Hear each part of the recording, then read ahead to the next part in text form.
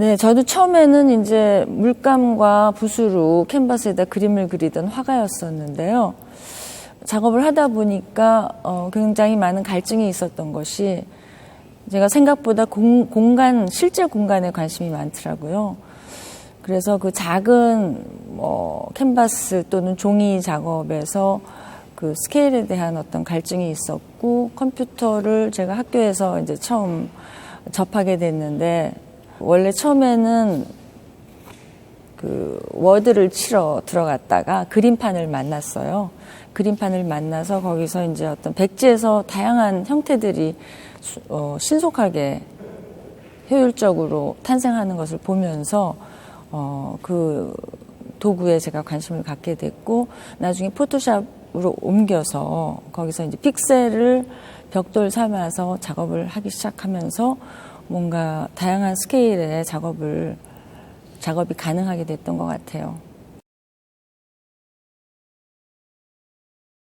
1997년부터 컴퓨터 작업을 시작했는데요. 초기에는 추상적인 도형들을 많이 그렸었어요.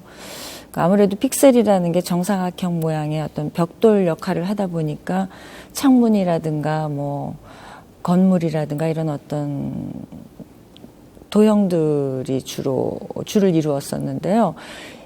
2010년도에 제가 남녀 라카룸의 벽화를 뭔가 맡게 된 계기가 있었어요. 그때 이제 그 남녀를 구분하기 위한 픽토그램을 떠올렸고, 그때 이제 처음으로 픽토그램이 탄생을 했습니다.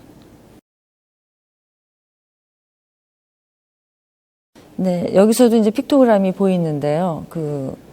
그동안 그 픽토그램 2010년도에 탄생한 이후에 여러 가지 그 기능을 했었어요. 픽토그램이 예를 들면 화장실 표지판이 되었던 적도 있었고, 또 어린이 미술관에서 어린이 합창단 조각으로 탄생한 적도 있고, 근데 이번에 보여지는 그 뒤에 보이는 이 픽토그램들은 이번 그 화성문화재단이 주관하고 로얄 엑스파크에서 열리는 개관전을 기념하기 위한 일종의 무도회예요. 공중에 매달려 있다 보니까 이제 공중 무도회가 되는 거죠. 그래서 이 전시를 기념하는 어떻게 보면 축하 공연을 하는 그런 작업이라고 얘기할 수 있습니다. 기하학이라면은 굉장히 견고하고 부동에 움직이지 않는 어떤 질서에 관한 얘기라면은 유기적 기하학은 좀 더 운동감이 있고 리듬감이 있는 어떤 그러한 기하학을 추구하는 방향성을 가지고 있어요. 그래서 제가 영상이나 이런 작업을 하는 이유도 뭔가 기하학적인 도형에 움직임을 주기 위한 건데, 지금 뒤에 보시는 저 브레이크 댄스 같은 경우에는 정적인 상태에서도 뭔가 운동감을 느끼게 만드는 그런 어떤 픽토그램들의 춤이라고 얘기할 수가 있죠. 그래서 저거 역시 그 공중 무도회와 마찬가지로 이번 전시를 축하하는 일종의 공연입니다. 예전부터 특히 추상 미술가들의 작업을 보면은 음악적인 어떤 질서에 관심이 많았어요. 음악적 감흥에서 많이 영향을 얻고, 저 또한 뭐 음악을 매우 좋아하는 사람으로서 그런 어떤 음악적 질서와 조형적 질서의 어떤 유사점 같은 걸 많이 느꼈거든요. 예를 들면 음색이라는 말도 있고, 또 음악에서도 톤이라는 얘기를 하고 볼륨이라는 얘기를 하고, 이게 전부 다 조형적 질서에서도 우리가 이야기되어지는 중요한 요소들이거든요. 그런 면에서 음악에 당연히 관심이 있었고, 이제 영상 작업을 하면서 그 전에는 기존의 음악을 사용해서 도형들을 안무를 했거든요. 그랬는데 어느 순간 제가 한번 직접 음악을 만들어 보고 싶다는 생각이 들었고, 마침 그때 게러지 밴드라는 아주 쉬운 프로그램이 생겨가지고, 일종의 스튜디오거든요. 음악 스튜디오인데, 음악을 만들려면 사실 많은 게 필요하잖아요. 뭐 악기, 또 뭐 녹음 스튜디오, 또 연주자들. 근데 이 게러지 밴드라는 건 그 안에 모든 것이 함축된 굉장히 효율적이고 경제적인 그런 도구예요. 그래서 그거를 가지고 이제 장난감처럼 가지고 놀면서 뭔가 소리를 내기 시작했는데, 뭐 저는 음악이라는 말 하기는 좀 외람되고요. 그냥 소리를 만든다. 이런 기분으로 사운드를 지금 만들고 있고, 이 전시에서 보여주는 서치라이트의 어떤 배경음악을 제가 직접 만든 겁니다.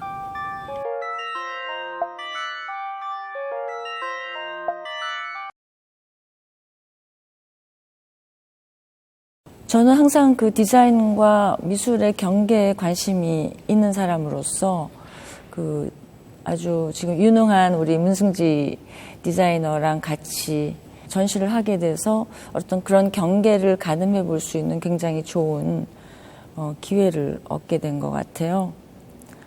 문승지 작가랑 같이 일하면서 그동안 제가 가졌던 여러 가지 의문들, 그러니까 오히려 디자이너들은 그 작품의 어떤 탄생과 유통과 또 그 소멸 이런 것에 관해서 훨씬 미술가들에 비해서 성숙한 시각을 가지고 있는 것 같아요. 그런 면에서 제가 제 작업에 대해서도 이것이 어떻게 살아가고 어떻게 소멸되고 어떤 그 작업의 인생에 관한 많은 생각을 하게 된 계기가 됐습니다.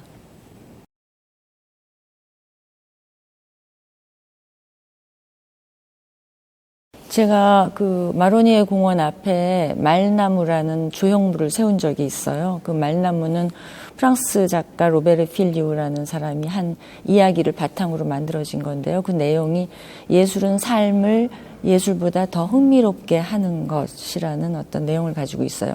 굉장히 알쏭달쏭한 얘기 같긴 한데요.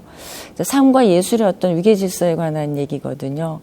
보통 이제 뭐 삶은 비루하고 예술은 환상적이다라고 생각하는 경향이 많은데 그 말이 뜻하는 바는 삶이 예술보다 훨씬 더 흥미로울 수 있다.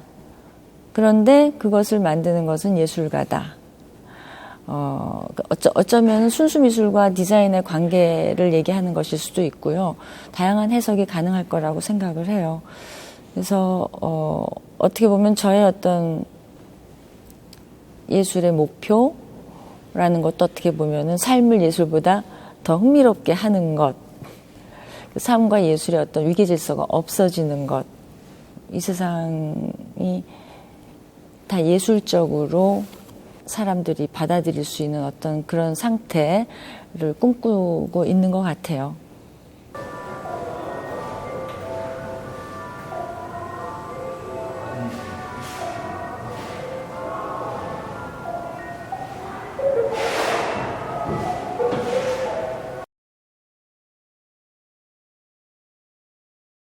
사실 의자라는 이 품목이 저한테는 굉장히 도전의식을 불러일으키는 소재예요.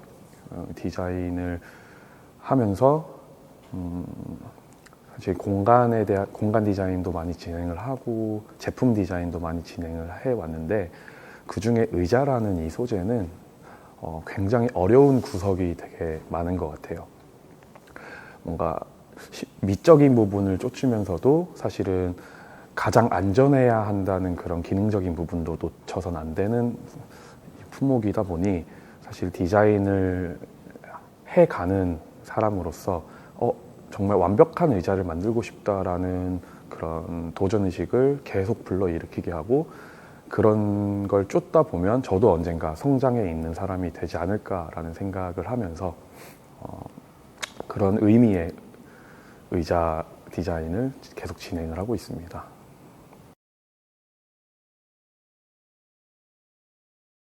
사실 홍승혜 선생님 같은 경우는 제가 이런 이전부터 작업 활동을 하면서 굉장히 존경을 하던 선생님이셨고요. 사실은 제가 굉장히 많은 영향을 받았던 것 같아요. 이 동시에 전시를 준비하면서 제가 미처 생각하지 못했던 부분들에 대한 것들을 굉장히 많이 찝어주셨고요. 사실은 그 과정에서 이 작업까지 도출될 수 있었던 그 스토리를 갖고 있는 것 같아요. 그래서 개인적으로는 이번 전시를 동시에 진행하는 게 이 디자이너의 삶에서 굉장히 영광스러운 순간이기도 하고요. 선생님께서 오랜 기간 동안 그 한 가지 작업을 해 오시면서 무심코 던져주시는 말씀들이 저한테는 또 다른 영감을 불러일으키게 했던 것 같아요. 그래서 이번 작업이 저한테는 개인적으로도 굉장히 의미 있는 작업이라고 생각합니다.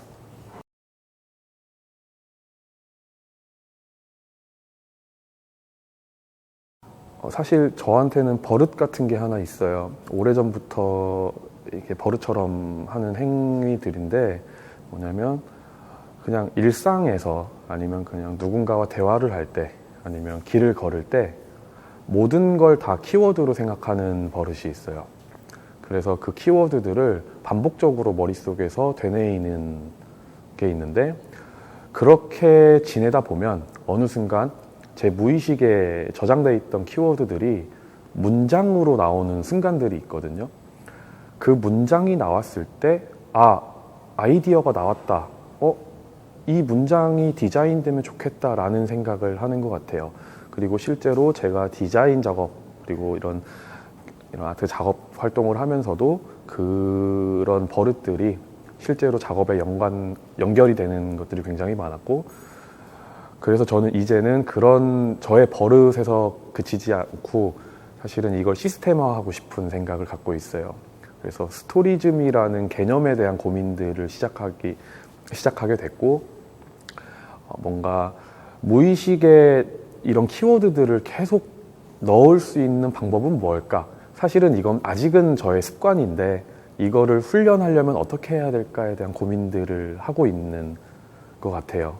그래서 사실 제가 좀 더 이런 작업 아카이브가 더 쌓이고 또 고민도 더 깊어지는 시기가 됐을 때는 내가 그때 그렇게 했던 버릇들이 이제는 하나의 개념이 되고 그게 내가 디자인하는 방법론이 되지 않을까라는 생각을 하는 것 같아요.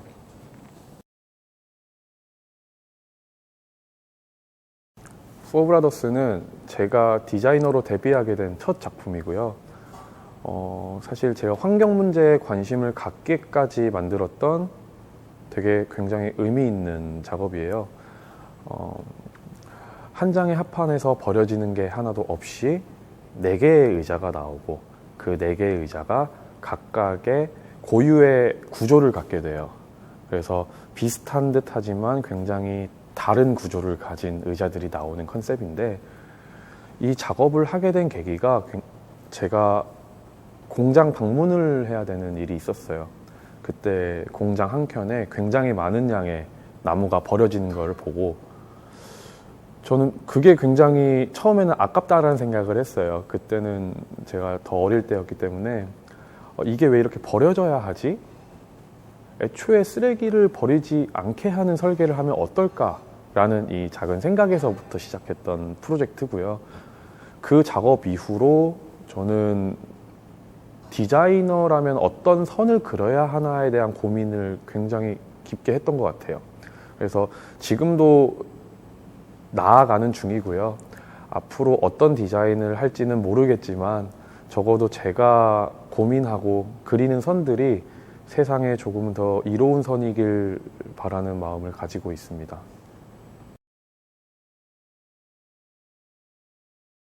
애니메이트 시리즈는 생명 그리고 살아있는 것에 대한 이야기예요. 사실 우리가 흔히 알고 있는 사각형이라는 거는 굉장히 날카롭고 차가운 이미지를 갖고 있어요. 근데 제가 이번에 진행한 애니메이트 같은 경우는 똑같이 그런 굉장히 차가운 소재의 금속 사각형 도형에 우연한 선 몇 개를 얹혀놨어요. 그리고 그게 잘려나가면서 또 다른 형태로 변형이 되는데 그 단면에서 저희가 말로는 표현할 수 없는, 감히 형용할 수 없는 그런 생명을 갖고 있는 무형의 것들, 그리고 초록의 것들, 예를 들면 식물과 같은 것들이 흘러나오게 돼요. 그런 굉장히 말랑말랑하고 살아있는 것들이 어쩌면 이 사각형이라는 것에 견고함을 배로 줄 수 있는 역할을 하게 했고요.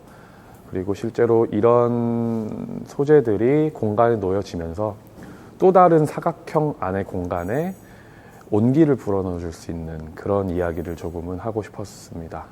그게 어쩌면 공간이 또 살아있다라고 표현할 수 있는 것 같아요.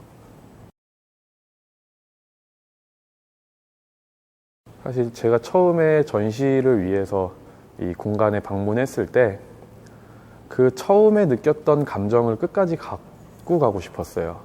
그게 처음에 들어오자마자 제가 느꼈던 공간, 그리고 보이드 공간이 주는 에너지가 사실은 지금 애니메이트라는 작업까지도 연결됐던 것 같아요.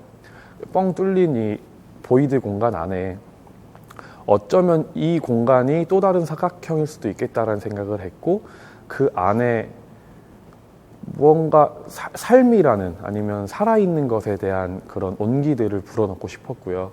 그게 지금 애니메이트라는 스토리와 맞아 떨어지면서 어쩌면 이 공간에 놓여지는 이 조형물들이 이 공간에 힘을 더 주지 않나라는 생각을 하고 있습니다.